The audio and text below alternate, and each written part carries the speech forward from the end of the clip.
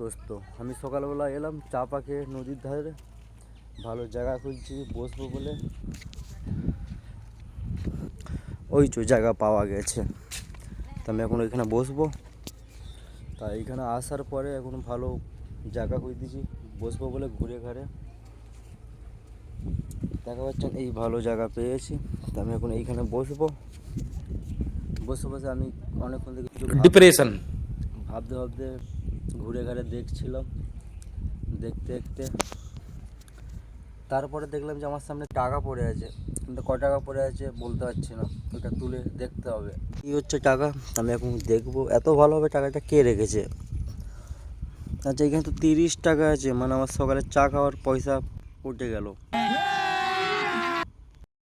আমি এখন 30 টাকা কুড়িয়ে পেয়েছি।